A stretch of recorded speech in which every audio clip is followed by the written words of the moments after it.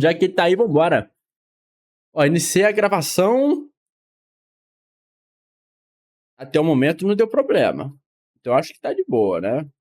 Tá gagalando, não tá gagalando? Acho que não tá gagalando, não. Então vamos lá. Xenoblade Chronicles 2. Resumão da história por A Itinerante. Vou deixar meu link aqui, né? Já tô inscrito. Aquela força, qualidade full. E vamos conhecer mais de Xenoblade, que eu não sei de porra nenhuma desses bagulho, mano. Mais um vídeo que eu vou ficar quietinho, né, velho? Que react chato, que ninguém gosta. Ou às vezes gosta, né? Porque depende, né, velho? Às vezes eu falo muito. O Jonathan até comentou lá, falando pra mim ser mais, enxugar mais meus comentários, coisa que eu não vou fazer nunca, né? Tem gente que reclama quando eu falo muito, tem gente que reclama quando eu não falo nada, então tô no meio tema aí, fudeu, né? Vambora. Pessoal, sejam todos bem-vindos ao canal A Itinerante. Aqui quem tá falando é o André e hoje eu tô aqui bem empolgado para dar o start, para lançar oficialmente o primeiro vídeo do nosso canal. Esse canal é um projeto que nasceu lá no blog A Itinerante. Quem tá cuidando dele comigo é a Neiva Dias, que é a dona original do blog. Eu não vou me estender muito aqui na introdução, até porque provavelmente esse vai ser um vídeo um pouco longo. Então se você quiser saber um pouco mais sobre quem somos nós, qual que é o propósito desse canal e o tipo de conteúdo que vai ter aqui, eu vou colocar na descrição do vídeo um link para uma postagem lá do nosso blog onde a gente comenta um pouco sobre quem somos nós. Agora sim, vamos finalmente entrar no assunto que é o assunto principal do vídeo aqui de hoje. Mas é bom ser redundante, cara, reforçar o argumento. Xenoblade Chronicles 3 vai ser o terceiro jogo da série principal Xenoblade e vai ser o primeiro jogo que nós vamos cobrir de forma completa aqui no nosso canal. Ele vai ser lançado no dia 29 de julho, exclusivamente para Nintendo Switch. E só como último recado, se não ficou claro até aqui, esse vídeo vai ter spoilers massivos de Xenoblade Chronicles 1 e 2. E pode ser que você está se perguntando, por que você está resumindo a história dos dois jogos e vai começar por Xenoblade Chronicles 2? Se o cara falar ali, pô, Frieren é bom, o que eu vou fazer aqui? Ficar quieto e deixar pra lá? Porque se eu falar que é bom, eu vou estar sendo redundante, né, velho? É óbvio que é bom, tá ligado?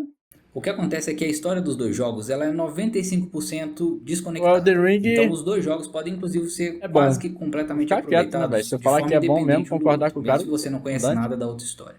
Só que existe um detalhe que acontece lá no final dos dois jogos que conecta os dois universos. Então não faz muita diferença por qual dos dois a gente começa. E o motivo de eu ter escolhido o Xenoblade Chronicles 2 é porque ele ensina alguns conceitos que facilitam a live é assim, Alex, é uma loucura. Um dia nós estamos reagindo à Feira da Fruta, no outro dia a gente está reagindo a Jesus Cristo. O mundo de All Rest. E esse mundo tem a superfície do planeta inteiro coberta por um mar de nuvens. E esse mar de nuvens é habitado primariamente por titãs, que são seres gigantes de pedra que eles meio que funcionam como os continentes do nosso mundo.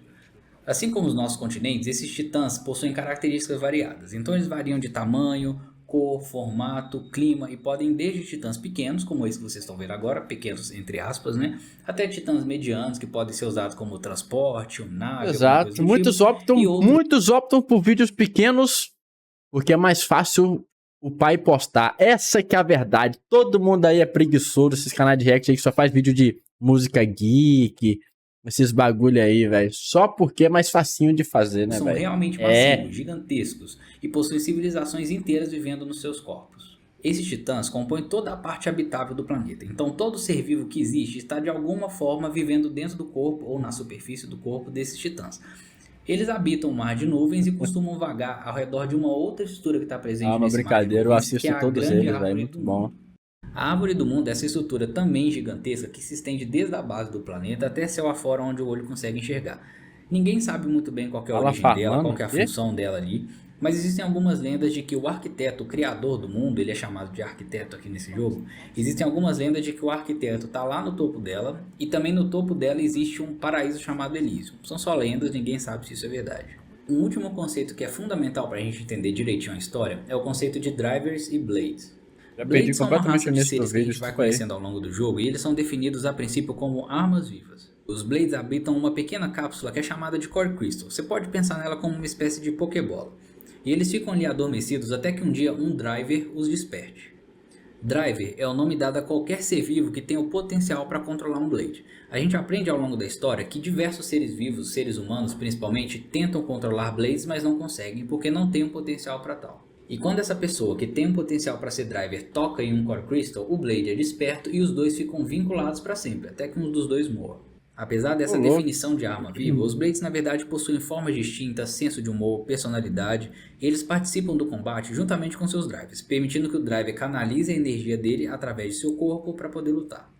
O pior que eu já pensei isso, tá, mano? Uma vez, às vezes eu fico meio assim, cara, por mais que eu sei que talvez o agueie, o pessoal e fica chateado às vezes que eu não presto atenção no vídeo de jogo, né?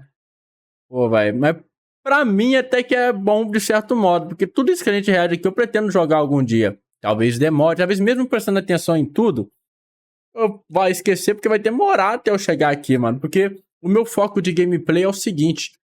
Por exemplo, eu pego um jogo, eu vou zerar aquela franquia inteira pra depois ir pro próximo, tá ligado? É o que eu penso.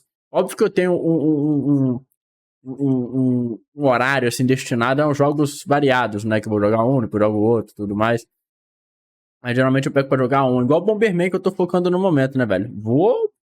Não vou jogar todos os Bombermans, né, velho? Eu pulei o 3D, por exemplo, que é a primeira... Bomberman primeira pessoa, que é uma bosta. Puta que pariu. E o cenário é preto e vermelho. Deus me livre. Aquilo lá não existe, não, velho. Aquilo lá a gente esquece, mas que nunca existiu. Aí eu pulei pro Atomic Punk, que eu tô jogando no momento. Mas é isso. Vou jogando todos da franquia. Aí depois eu vou pra outra, tá ligado? Em combate, os Blades são tecnicamente imortais e eles podem voltar domingo, velho, Core Crystal para se curar de qualquer ferimento que eles tenham sofrido. Domingo vai ter live de Demon Souls de novo. O problema é, se esse Core Crystal for danificado de qualquer forma, mesmo inclusive eu acho que eu consegui arrumar o emulador, ele tá melhorzinho agora, eu acho. A cura do Blade começa a ser reduzida e se o Core Crystal for completamente destruído, aí sim o Blade morre de forma definitiva. Em relação ao driver, se o driver morrer, o Blade retorna para o seu Core Crystal e vai ficar adormecido até que um novo driver isso mesmo, Alex. Eu agora faço isso. Atualmente eu tô fazendo isso porque eu não sei inglês, né, velho? Esse ano é um projeto meu aprender inglês. Eu até pesquisei na internet. Método, assim, qual é o melhor lugar para aprender inglês? Um curso grátis aí, ou um aplicativo, alguma coisa pra dar uma aperfeiçoada no inglês, velho. E eu descobri um monte de vídeo falando, aprenda inglês em 1 hora. Aprenda inglês 3 meses. Aí eu vou abrir o vídeo é... Então, escute músicas em inglês e depois pesquisa a tradução. Porra, vai tomar no cu, cara. Core Crystal e vai ficar adormecido. Não, eu quero um bagulho decente, velho. Agora que nós já conhecemos os principais conceitos básicos que giram em torno da história principal do jogo, a gente pode começar por ela. A aventura começa quando conhecemos Rex, que é o protagonista do jogo. Duolingo. Mas esse Duolingo é um pequeno titã chamado Azurda, e ele vive como se fosse um salvage, que é uma espécie de pirata que funciona esse Duolingo aí? Nuvens e consegue usar alguns equipamentos para afundar nele e buscar tesouros.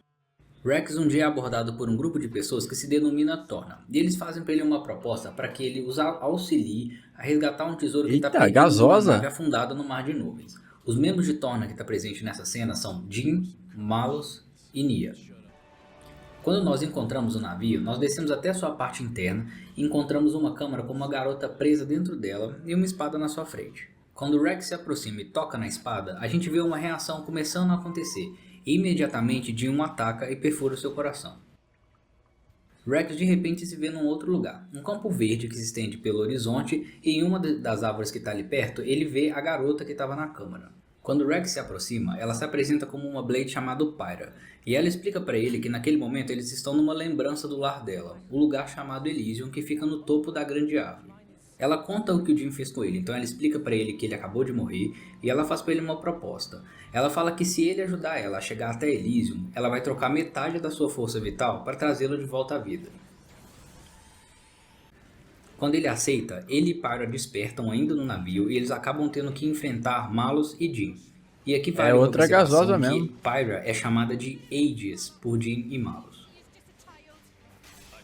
Logo de cara a gente já percebe que tem alguma coisa especial com Pyra, ela é uma Blade muito forte, e isso faz com que Rex consiga lutar inicialmente com Jin e Malus. Mas ainda assim não demora muito pra gente perceber que eles são muito mais poderosos que Rex. Nia, que percebe a covardia que eles estão fazendo, decide ajudar Rex, mas ainda assim eles não têm força suficiente para combater os dois. Quando eles estavam prestes a perder a luta, Azurda, que é aquele titã que o Rex vive nas costas dele, passa sobrevoando pela nave e acaba que Rex, Pyra, Nia e Droma, que é o Blade da Nia, conseguem escapar.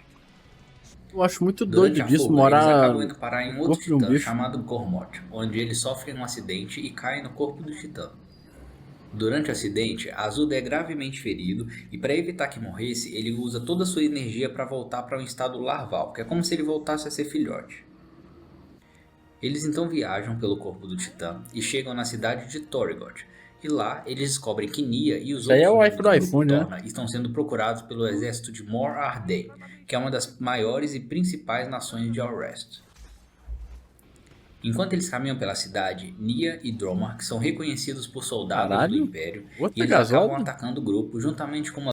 Pô, e antes que reclame aí, né, velho? Pô, falaram lá que eu perdi a explicação do vídeo sobre os poderes da Orihime lá, porque eu fiquei focando nos peitos dela, velho. Deixa eu perder a explicação focando nos peitos da menina, velho. Não tem problema não, cara. Poxa, o que é isso? Dromark são reconhecidos por soldados do Império e eles acabam atacando o grupo juntamente com uma Blade de Elite chamada Bridget. E durante o combate, Nia e Dromark acabam sendo capturados. Felizmente, Rex e Pyra conseguem escapar. Enquanto estão fugindo, eles conhecem um Nopon chamado Tora, que os ajuda a esconder e decide ajudá-los a resgatar Nia. Antes de invadir a base militar, Rex e Pyra ajudam Tora em um projeto que o seu avô e seu pai haviam criado, onde eles pretendiam criar uma Blade artificial, já que Tora não tem potencial para ser um Drive. Eles o ajudam e dessa forma Tora consegue finalizar seu projeto e criar uma Blade artificial chamada Poppy. Os quatro invadem a base militar e conseguem resgatar Nia, mas enquanto estão escapando, eles novamente são cercados pela Blade Bridget, que dessa vez está também acompanhada de sua driver, a Inquisidora Morag, que é prima do atual rei de Mor Arday. Ali eles se enfrentam novamente e mais uma vez Rex e o grupo conseguem escapar delas. Agora reunidos e livres novamente, Rex resolve retomar sua promessa de levar Pyra até Elysium e Nia resolve o ajudar. Eles conseguem um barco com um antigo conhecido de Tora e partem em direção à Árvore do Mundo. Enquanto navegam pelo mar de nuvens e se aproximam da árvore, eles são encontrados por uma serpente gigante chamada Ophion, que os ataca e faz com que percam o controle do barco. No meio da confusão do ataque, um titã gigante aparece do mar de nuvens e os engole, levando eles para dentro do reino de Uraia.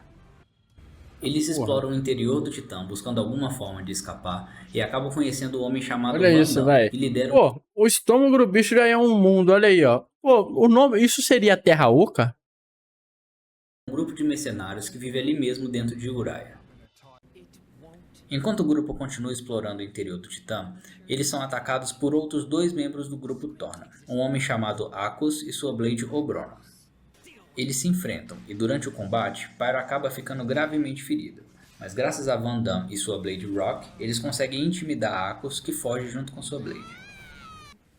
Após um tempo, Pyra descansa e se recupera, e Vandam comenta com o grupo que talvez ele conheça alguém na capital de Uraia, uma cidade chamada Fonsa Mima, que possa saber alguma forma de passar por Porque ele abre e é pra lá que o grupo vai. No caminho para a capital, o grupo é abordado por dois estranhos encapuzados. Eles se apresentam como um driver chamado Zik Van Gembu e sua Blade Pandoria. Esse encontro tem um ar meio cômico, mas a gente acaba tendo que enfrentar os dois. Só que durante o combate, Zik acidentalmente quebra a plataforma onde ele e a Pandoria estão e eles caem em um precipício. Chegando na capital, a primeira coisa que o grupo percebe é que a cidade está expandindo suas forças militares, possivelmente se preparando para um confronto com Mor Arday. Uraia e Mor Arday já estão na beira de uma guerra já faz um tempo, que está sendo motivada principalmente pela redução dos recursos para se viver e pelo enfraquecimento dos titãs. Adentrando na cidade, o grupo encontra o amigo de Vandam, um homem chamado Cole. Em uma cena entre Pyra e Cole, descobrimos que os dois se conhecem desde uma grande guerra que havia acontecido 500 anos antes da história principal, e ela se refere a Cole por outro nome, ela o chama de Minot. Nessa mesma noite, Malus e Akko chegam até a cidade e sequestram Iona, a neta de Cole, e usam ela como uma isca para trair Pyra sozinha. Chegando nas ruínas, o grupo enfrenta Malus e durante o combate ele acaba matando Vandam, fazendo com que Rock, sua Blade, retorne para seu Core Crystal. Novamente, Malus e Akko sobrecarregam o grupo por causa do tanto que eles são poderosos, mas quando eles estavam prestes a perder, Pyra se transforma, assumindo a forma de Mitra. Malus imediatamente a reconhece como a verdadeira forma da Aegis, aquela que lutou com ele 500 anos atrás. E ela explica para Rex que Pyra é uma outra forma que ela criou para si mesma. Usando os novos poderes de Mithra, Rex consegue derrotar Malus e Arcos e acabam destruindo o Core Crystal de Obrona no processo. Malus e Arcos então conseguem escapar e Mithra volta a ser Pyra, que desmaia, esgotada de suas energias após a luta. Depois da batalha, temos um momento onde Pyra e Mithra explicam mais sobre a sua natureza e origem.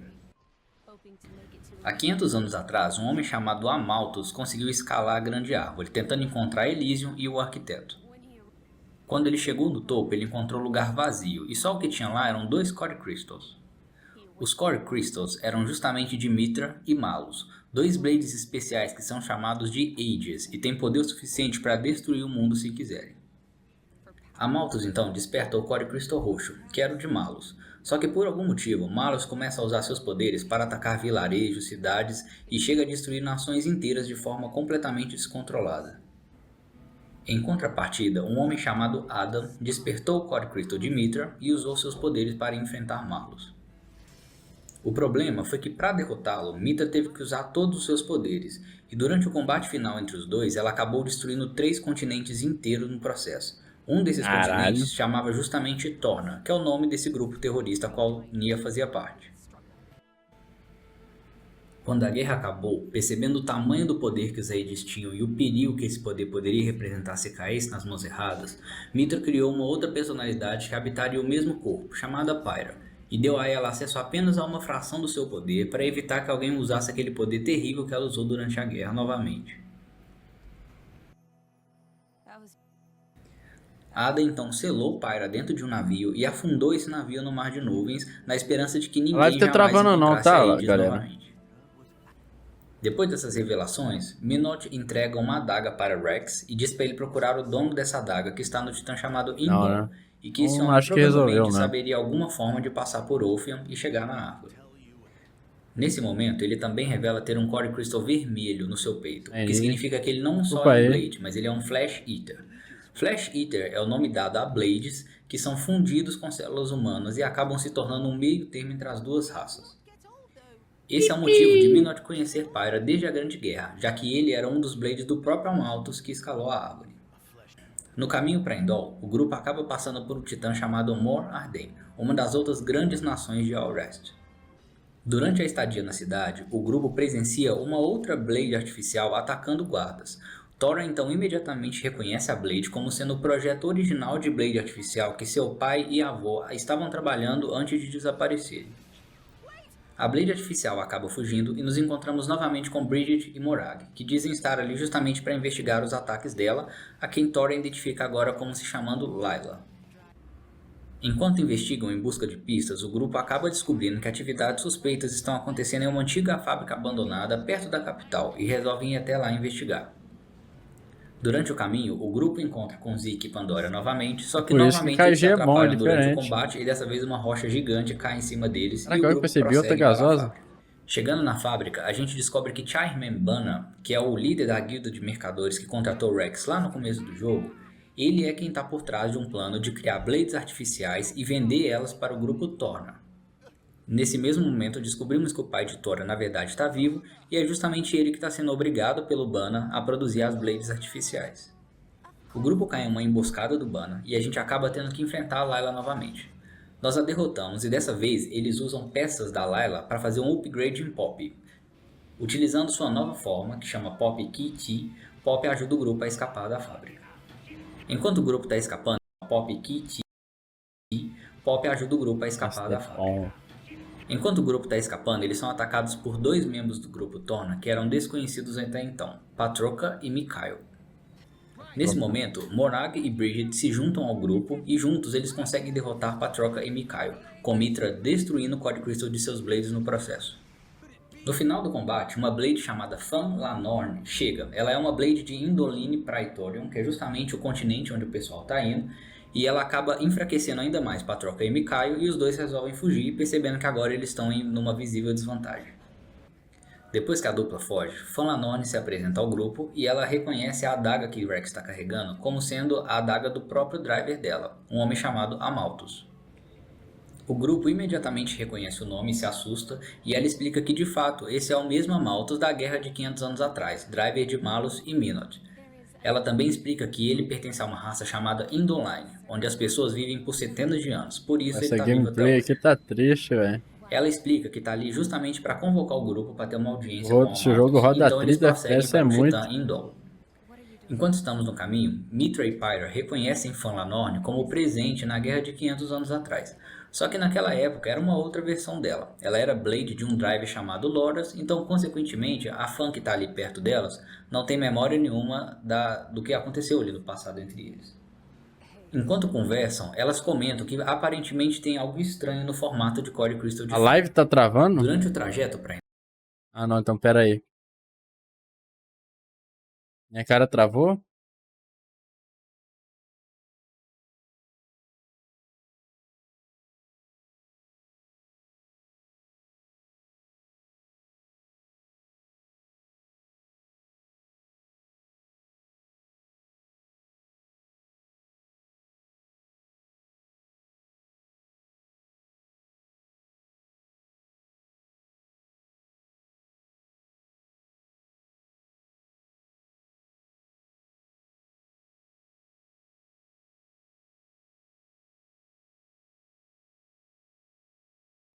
Calma aí, calma aí.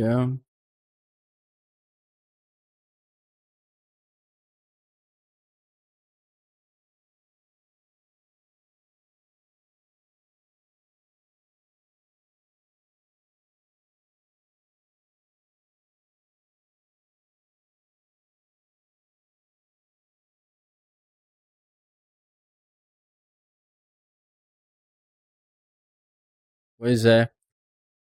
Caralho, velho. Por que deve estar travando que eu não tô entendendo, meu?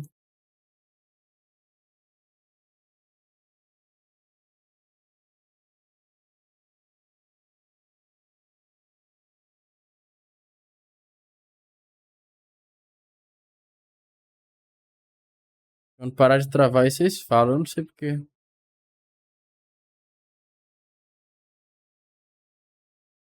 Calma aí. Melhorou talvez porque eu pausei o vídeo, né, velho? Despausei o vídeo agora, vamos ver como é que vai ficar. Talvez trave de novo. Sei lá. Indol. Aparentemente aconteceu ali no passado. Tem que... Ah, eu acho que vai travar de novo, ó. Eu vou mexer pra caralho aqui pra ver se vai bugar os pixels. Sei lá. Naquela Vou botar época um era uma pouquinho outra aqui. versão dela. Ela era Blade de um drive chamado Loras, então Eu não cortei não, meu irmão. Você sabe como é que eu editei o vídeo lá do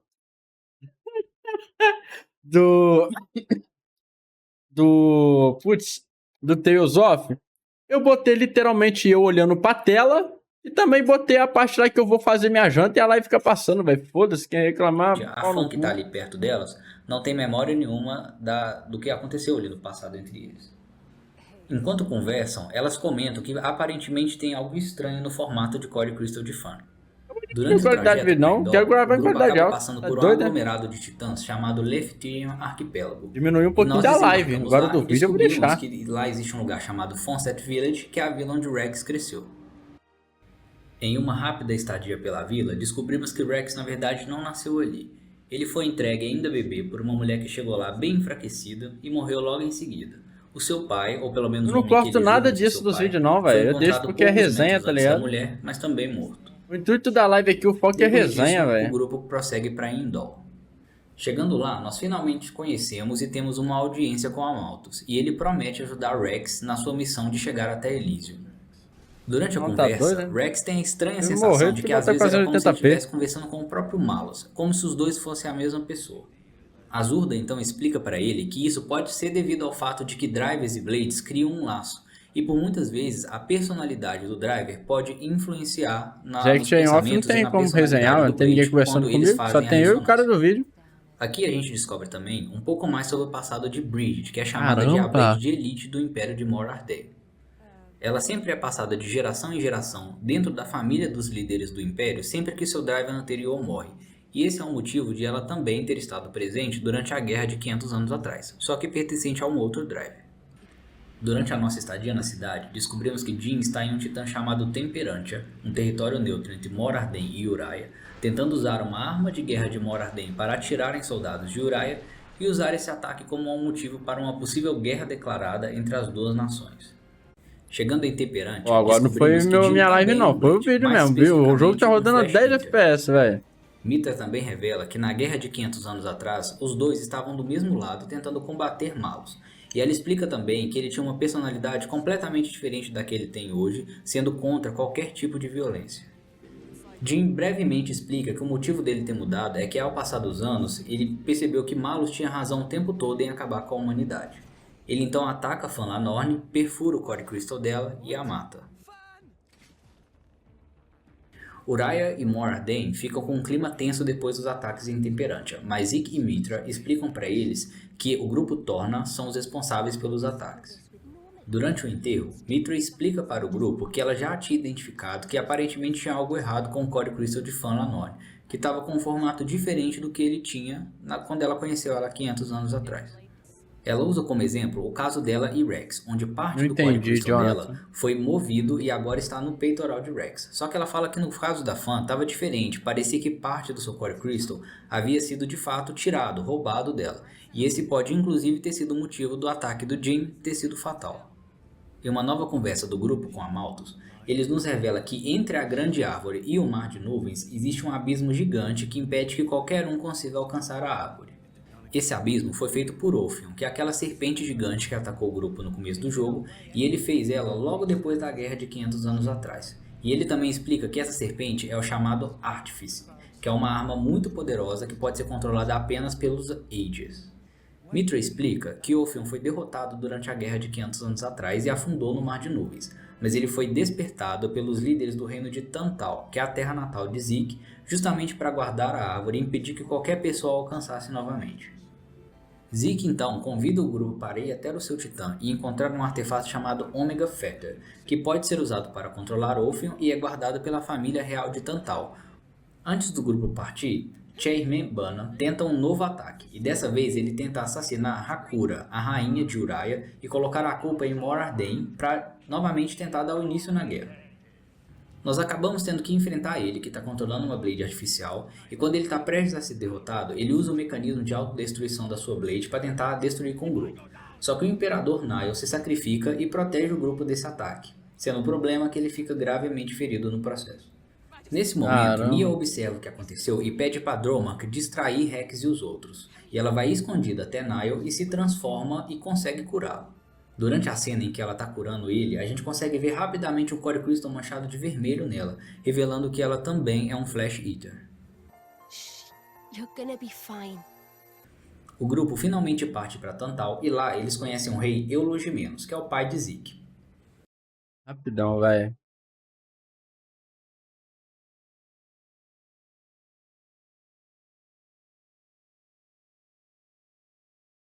Cara, eu vou ter que tecer uma crítica ao jogo aqui, mesmo sem nunca ter jogado, velho.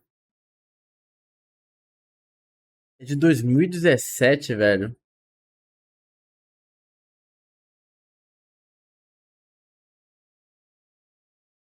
De quanto que é Honkai Impact, velho?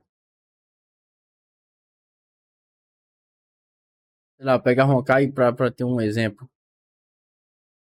É de 2016, velho. Cara, eu acho Xenoblade tem um gráfico bem capadinho pra 2017, tá?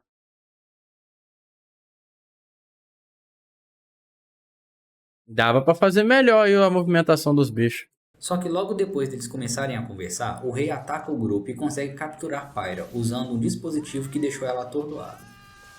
Logo em seguida, ele consegue capturar também Rex e o grupo, e a gente descobre que em volta de todo o castelo dele havia uma espécie de dispositivo tecnológico que consegue anular o fluxo de Ether entre drivers e blades, deixando o grupo bem enfraquecido. O grupo acaba sendo levado para uma prisão, mas felizmente eles têm Pop, que é uma Blade artificial. Então, usando o núcleo que existe dentro dela, eles causam uma explosão na porta e conseguem escapar. Encontramos Pyra. Pode ser que isso aqui tá sendo gravado no Nintendo Switch, né, velho? Por isso que tá essa qualidade. Ele de fato consegue atirar, mas graças a Pop, o laser é desviado e conseguimos destruir o canhão. O grupo então acaba tendo que enfrentar alguns A Genshin tem gráfico bom pra caralho, velho. Não é ruim não. O motivo dele tá querendo destruir Pyra é justamente porque ele não quer que ninguém tenha acesso aos poderes que ela tem e possam causar a mesma destruição. Assim, eu não sei como que é o Genshin no Nintendo Switch. Sei nem se tem Genshin pra Nintendo Switch. Tem? Aí dá pra gente fazer um comparativo. Porque esse jogo aqui parece que tá sendo gravado no Nintendo Switch, cara.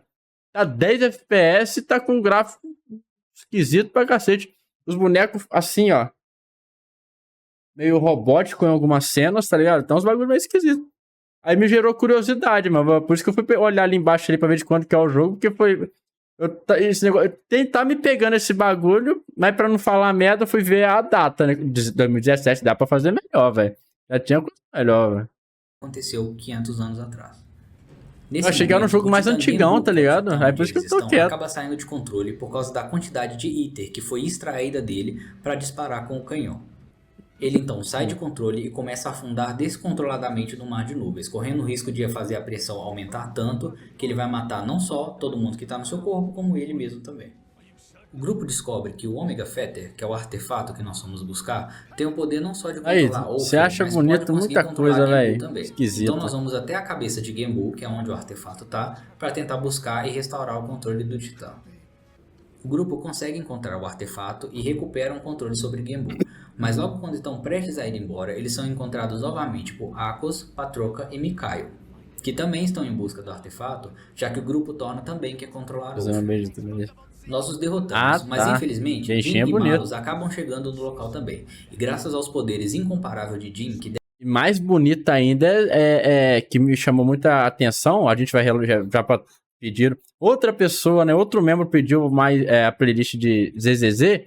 ZZZ bonito pra caramba. Eu gostei muito, foi a primeira que eu disse que eu vi, velho. Jin e Malus acabam chegando no local também. E graças aos poderes incomparáveis de Jin, que dessa vez inclusive assume sua verdadeira forma, eles conseguem capturar Pyra e o Omega Fetter ao mesmo tempo e vão embora. Depois dessa derrota, Rex fica muito abalado e até pensa em desistir acreditando ser fraco demais para ter condições de enfrentar Jin e Malus. Desculpa, Valdir. Top 10 reações de protagonista. Aquele Zelda lá tá em primeiro. Aquele Zelda lá que a gente viu? Aquele lá é o top 1. Meu irmão, o bagulho vindo na tela assim, tá?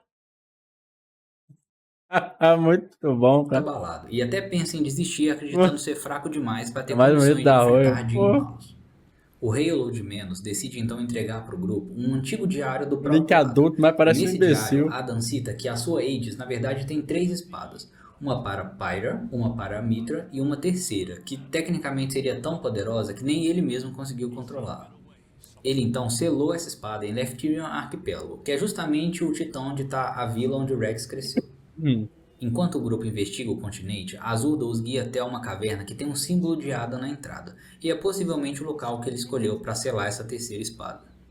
O grupo então começa a investigar e descer pela caverna, mas o problema é que à medida que eles vão descendo, eles começam a encontrar partículas no ar que estão enfraquecendo os Blades, e a quantidade presente dessas partículas está aumentando à medida que eles vão mais a fundo na caverna.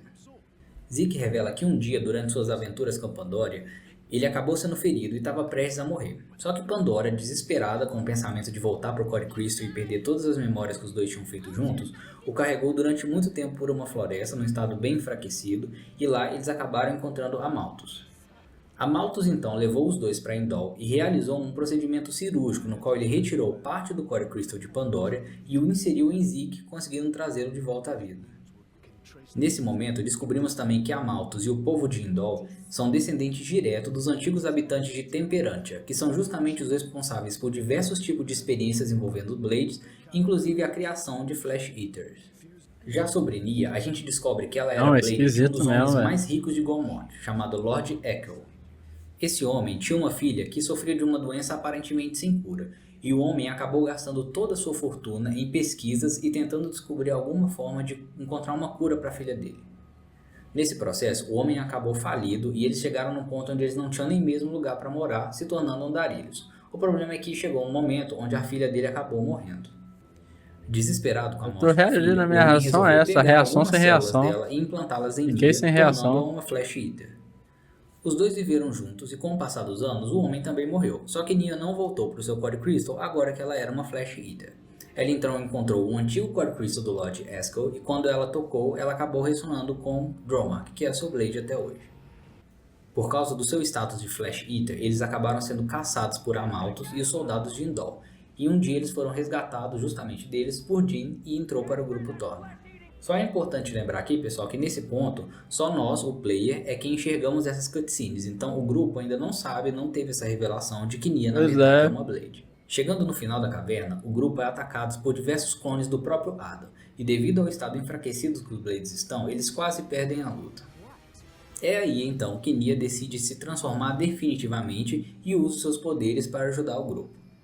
Com a ajuda dela, Rex consegue vencer o desafio de Adam e recebe uma visão dele onde ele explica um pouco mais sobre o fardo que Pyra e Mitra carregam por ser quem elas são e explica que Rex precisa aprender a confiar muito nelas e em si mesmo caso queira fazer o uso de todo o seu potencial. Nessa mesma visão, Rex entende também o lugar onde ele deve ir para encontrar Pyra, um lugar chamado Land of Morita que fica justamente no abismo entre a Árvore do Mundo e o Mar de Nuvens. Chegando lá, o grupo encontra Pyra desacordada, tendo seus poderes e memórias sendo consumidos por Malus para que ele possa se recuperar. Graças aos poderes de Blade de Nia, o grupo consegue enfrentar Malus e Jean. Mas agora, Malus recuperou 100% dos seus poderes e novamente, juntamente com Jean, eles sobrecarregam o grupo.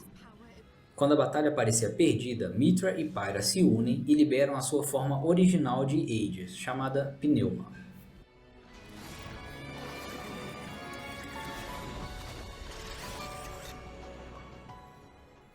Com uma quantidade isso aí me lembrou a armadura da Brony, hein, eles velho? conseguem enfrentar novamente Malus. Malus então decide usar o Omega Fetter para invocar Ophion e Pneuma consegue invocar Siren, sua própria Artífice. E os quatro lutam pelos céus com tamanho poder que eles acabam destruindo a plataforma onde o grupo está e todo mundo acaba caindo nesse abismo que existe entre a Árvore do Mundo e o Mar de Nuvens. Eles caem no que parece ser ruínas de uma antiga civilização. E o cenário é composto por prédios e ruas muito parecido com os do nosso mundo. No meio desse cenário, eles encontram também monstros humanoides que acabam atacando o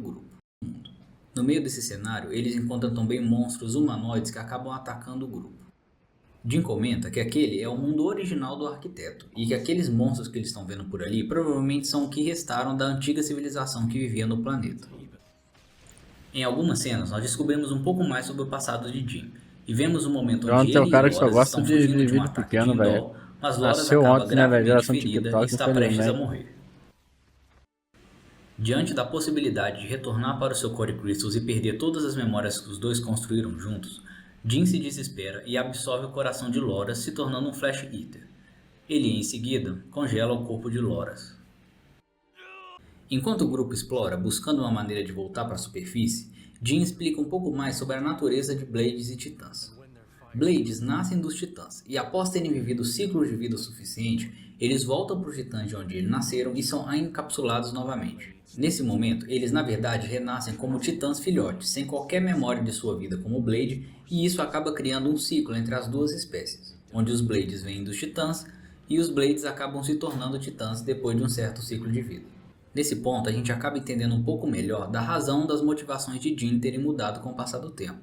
Ele agora apoia Malus porque perdeu a fé na humanidade após acompanhar a quantidade de guerras e maldades que os seres humanos conseguiam fazer. E a perda de Loras acabou sendo o ponto definitivo que provocou essa mudança. O grupo então consegue entrar na base da grande árvore e descobrem que por dentro ela na verdade é completamente mecânica, como se fosse uma grande torre.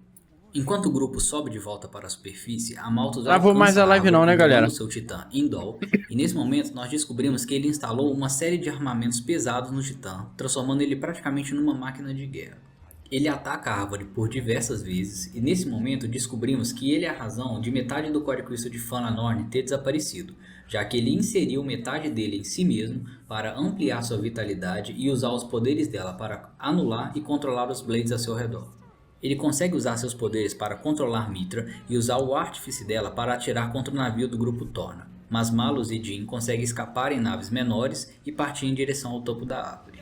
Rex então consegue assumir de volta o controle sobre Mitra e dessa vez ele está contra Indol, cessando temporariamente o controle de Amalthus. Nesse momento, em um ato desesperado, a Malthus consegue ampliar tanto o seu poder que ele consegue controlar os próprios titãs que são ao seu redor. Cara, isso é E muito ele traz doido, né? Mora Ardente entre as nuvens e o usa para atirar contra a árvore. Caralho, o Nintendo Switch morreu aqui, cara. Olha isso, velho. As nuvens e o usa para atirar contra a árvore. Olha, morreu o jogo, velho. Caraca. Nesse momento, nós vemos algumas cenas que explicam um pouco melhor sobre o passado de Amalthus. Nós vimos ele e sua mãe correndo, fugindo de bandidos por uma floresta. Só que eles conseguem capturar ela e matar. Amalthus consegue fugir e logo em seguida a gente vê ele voltando para matar os responsáveis com uma pedra enquanto eles dormem. Em uma outra cena, nós vemos ele ajudando um homem que está ferido na cidade, mas logo em seguida ele presencia esse mesmo homem atacando uma casa e matando seus moradores, tentando inclusive matar um bebê. Ele então mata o homem. Presenciar momentos desse tipo começa a fazer com que Amalthus questione se o mundo realmente está funcionando como o arquiteto daquele mundo planejou. Em 2017 já era a geração do Play 4, velho. Escalar a árvore e encontrar suas respostas. Chegando lá e não encontrando nem Elysium e nem o arquiteto, ele retorna para Indol carregando os 2 Core Crystals que ele encontrou por lá e acaba despertando Malus enquanto ainda sente todo aquele ódio pela humanidade. E isso é o principal fator que influencia Malus a ter toda essa vontade destrutiva com os seres humanos. Certo, eu gosto de gente assim, meu irmão. Tem que dar lapada mesmo, velho. Completamente fora do seu controle, ele busca alguém para despertar o segundo Core Crystal, que era o Core Crystal da Mithra, e é assim que ele encontra Adam e toda aquela história da guerra começou. Agora voltando para os momentos atuais, eu tô igual o José Boto, não tô aqui para agradar a torcida, tô aqui para dar minha opinião. Então Rex consegue usar a Mithra uma merda acabou. Um ataque e destruir os pilares que estão em Indol, ampliando os poderes de Amalthus, interrompendo temporariamente a influência dele sobre os outros titãs. Amalthus, que nesse ponto já está completamente desesperado, começa a carregar um último ataque sobre o grupo. Mas Mikhail usa a nave de Torna e se sacrifica para proteger o grupo e fazer com que eles escapem subindo pela árvore. Rex e o grupo acabam encontrando Jin e novamente nós o enfrentamos, mas Jin dessa vez está muito enfraquecido e ele mesmo percebe que ele não vai conseguir impedir o grupo. Quando ele e o grupo estão quase entrando em um clima de trégua, Amalthus os alcança, revelando estar com uma nova forma que ele conseguiu, fazendo experiências em si mesmo, usando todos os Core Crystal que passavam por Indol. Depois de o enfrentarmos, ele ameaça atacar a árvore e fazer com que ela colapse contra toda a Rest, e nesse momento, Jin se sacrifica e derrota-o definitivamente. Eles então são atraídos até uma antiga igreja e quando entram, Rex começa a sofrer ilusões onde ele precisa enfrentar versões distorcidas de cada um dos membros da equipe. Após passar por cada um dos membros do grupo, Rex desperta e está juntamente com o grupo em uma sala onde eles enxergam também um homem de cabelos longos. Esse homem se identifica como Klaus e revela para o grupo que ele é o arquiteto do mundo e que estava usando aquelas visões para testar os desejos mais sombrios do coração do grupo. Klaus então começa a revelar para eles qual é a verdadeira origem e a verdadeira história de Orest. Aqui tu pode esculachar, esculambar, xingar. Uma guerra terrível, que praticamente estava levando os humanos à extinção por causa do poder destrutivo que estava sendo usado um contra o outro. Um dia, eles encontraram um artefato misterioso chamado O Condutor, e depois de muitas experiências, eles descobriram que esse artefato tinha uma quantidade absurdamente incrível de energia dentro dele.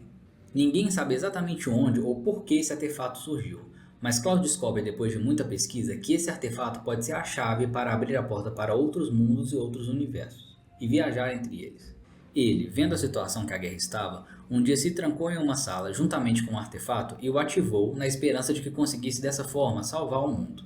Mas o que aconteceu na verdade foi que diversos portais começaram a surgir ao longo de todo o planeta, e esses portais começaram a sugar tanto os seres humanos quanto os próprios pedaços do planeta para dentro dele. Dentro de tudo aquilo que foi sugado está metade do próprio corpo de Klaus. O que sobrou desse mundo antigo são justamente as ruínas de Morita, que era o lugar que a gente estava agora há pouco, e os humanos restantes acabaram se tornando aqueles monstros que nós enfrentamos no caminho. Em relação à sua outra metade, ele explica que essa metade foi parar em outro universo e que ele é capaz de sentir que essa outra metade está prestes a morrer. Klaus então conta que depois do acidente, ele começou a pensar em alguma forma de se redimir, de pagar pelo crime que ele havia feito, então ele tentou começar a reconstruir a vida no planeta. Ele então começou a usar a tecnologia que ele tinha à disposição, juntamente com a energia praticamente infinita do condutor, para tentar criar uma partícula que era capaz de recriar qualquer matéria deteriorada. Essa partícula é o que nós conhecemos desde o princípio como o Mar de Nuvens, e o plano dele era que o Mar de Nuvens fosse aos poucos reconstruindo tudo aquilo que foi perdido no mundo antigo. Ele em seguida tentou recriar a própria vida. Ele então colocou dados sobre todos os seres vivos que existiam no planeta antigo em pequenas cápsulas tecnológicas e a chamou de Core Crystal. Em seguida, ele lançou essas cápsulas no mar de nuvem e elas se uniram com as partículas reconstrutoras, criando um novo núcleo de vida. A partir daí, nasceram os primeiros filhotes de Titã, e à medida que eles foram crescendo e evoluindo, em seus corpos novas formas de vida, como animais e eventualmente até mesmo seres humanos, começaram a surgir baseado nos dados que estavam registrados nos Core Crystal. Doideira, cara. Para se certificar que a humanidade não tomasse o mesmo rumo destrutivo de antes, ele criou os 3 primeiros Blades, chamados Ontos, Logos e Pneuma. Ontos acabou desencadeando um estranho evento no espaço-tempo logo depois de ter sido criado e desapareceu para sempre. Logos é o nome original de Malos e Pneuma é o nome original de Mithra, e eles funcionaram perfeitamente e poderiam usar diretamente a energia do condutor para cumprir o plano de Klaus. E esse plano era: os Core Crystals presentes nos Titãs e nos Blades coletavam toda a informação que recebiam, indo desde dados de combate até as relações entre as diferentes formas de vida, e eles enviavam esses dados para os Core Crystals Mestres, que eram os Core Crystals de Logos e Pneuma, sendo esse um dos motivos deles serem tão poderosos. Esses dados armazenados nos Core Crystals Mestres eram devolvidos a novos Core Crystals, gerando Blades e Titãs mais evoluídos em relação às suas versões anteriores. Em algum momento, os Blades virariam Titãs, e esse seria o novo ciclo da vida criado por Klaus. Mas ele então começou a acompanhar a evolução da humanidade e começou a presenciar as mesmas maldades, guerras e conflitos de antes. Naquele momento, ele entendeu que ele não seria capaz de impedir que a história se repetisse. E esse foi o motivo dele não ter impedido a Malthus quando ele roubou os Core Crystals de Malos e Mithra da árvore. Nesse momento, Malos começa a atacar a estação onde eles estão enquanto busca por Aeon, que é o mais forte dentre todos os artífices e que possui poder o suficiente para destruir todo mundo. Antes que o grupo vá até ele para enfrentá-lo, o arquiteto passa todas as permissões e controles que ele possui para Pneuma e afirma que ele está prestes a desaparecer. Encontramos com Malos e ele se funde com Aeon durante a batalha, mas ainda assim nós conseguimos o enfrentar e derrotamos. Enquanto o vencemos, vemos uma cena onde Klaus escuta a voz de Shulk, que é o protagonista do primeiro Xenoblade Chronicles, prestes a vencer a sua outra metade. Nesse momento a gente consegue fazer a conexão entre os dois jogos e entendemos que o mundo de Xenoblade Chronicles 1 é um dos muitos possíveis mundos que foram criados quando Klaus ativou. Caralho, eu já tava com essa pergunta na cabeça, velho, mas respondido. O poder do Porque não parece ser uma continuação direta, né, velho? Assim, parece passar em mundos diferentes. Realmente. Logo depois de Malos ser derrotado, Shulk consegue vencer a outra metade de Klaus e Klaus desaparece juntamente com o condutor. Sem o condutor para fornecer energia, a torre da grande árvore começa a colapsar. Foi mais um desse negócio de linha do tempo alternativa, velho. Esse bagulho já saturou já. Pneuma força o grupo a entrar em uma pequena nave para não aguento mais mundo alternativo, cara. E usar Aeon, o último dos artífices, para destruir a árvore e a si mesma no processo. Enquanto o grupo escapa, ela usa os seus novos poderes para se desconectar do Core Crystal que está no peito de Rex, quebrando o vínculo que existia entre eles. A árvore acaba explodindo e a força da explosão destrói a nave onde Rex e o grupo está. Mas enquanto eles caem, Azulda recupera o seu tamanho original, um último presente que Pneuma deu a ele, e os leva até a superfície do planeta. Dá um microfone, velho. Vem cá buscar, velho. Nuvens, eles presenciam uma cena surpreendente. Os Titãs estão todos descendo para a base do planeta e se juntando a outros pedaços de terra, formando novos continentes. Em uma última cena, vemos uma chuva de meteoros caindo sobre o novo mundo. Não, gasta dinheiro mandar pra ele, velho. Volta a acender nas mãos de Rex. Ao tocar no cristal, ele desperta dessa vez Mithra e Pyra, que agora estão habitando corpos diferentes. Então é isso, pessoal. Aqui termina essa magnífica história de Xenoblade Chronicles 2. E agora o que fica pra gente é a expectativa e a curiosidade de querer entender como é que eles vão continuar essa história, agora provavelmente unindo as histórias de Xenoblade Chronicles 1 e Xenoblade Chronicles 2 no próximo game. Se você gostou desse vídeo, não tem mistério pra continuar a história não. Se é mundo diferente, linhas do tempo alternativa, é a forma mais safada de continuar uma história. Faz um jogo sem conexão com o outro, tá? Você passa em outra linha do tempo e faz uma história nova, simples. Não tem mistério, né, tá ligado? Falando em jogo, né? Tem um bagulho pra falar, comentar mais tarde. Cara, interessante então, e se inscrever no nosso canal, porque a nossa intenção é cobrir não só Xenoblade Chronicles, mas como todo e qualquer jogo que entrar na nossa lista de favoritos daqui por diante. Tchau, tchau e até o próximo. Cara, o que mais me chama a atenção em Xenoblade, pesquisa Rex Xenoblade 2 adulto. Ah, é. Vou pesquisar isso daí. O que mais me chama a atenção em Xenoblade é de fato a criação do mundo. Pô, eu acho muito doido a cadeia evolutiva. Existe um titã que deu origem a outros seres vivos que nasceram a partir do seu corpo, tá ligado? É muito doido isso. Isso aí eu achei legal, mano. Vou tirar aqui. Caralho. O bichão, o menino virou Shed, cara. Esse guri das pernas grossas virou esse rapaz aqui, mano. Porra.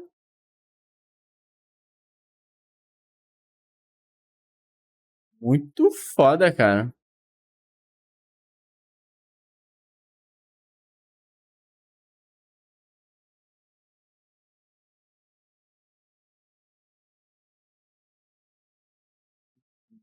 Essa foi as gasosas. Cara, o mundo parece ser interessante. Graficamente, vou dar um desconto que eu acho que foi gravado no Nintendo Switch, né, velho? Então, não dá pra opinar. Se você vê gameplay no Nintendo Switch, não opine sobre o gráfico do jogo, porque é complicado. Foda, mano. Enfim. Interessante, bom vídeo aí a itinerante aí, explicou aí a história aí, perdão, né? Perdão, desculpa aí se eu não prestei atenção. Mas a única pergunta que eu tinha de fato era sobre a continuidade de um jogo pro outro, né? Vai parecer bem diferente, né? Porque no primeiro a gente teve aqueles dois titãs que estavam se degladiando ali e ficaram congelados no tempo e dali surgiram as outras vidas. Aqui foi uma origem diferente, né, velho? Existem vários titãs, né? Que foi criando forma de vida.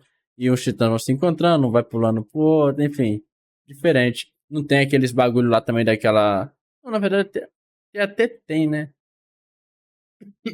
As espadas ali, mas sei lá se é a mesma espada lá dos bagulhos. Enfim, muito bom, interessante.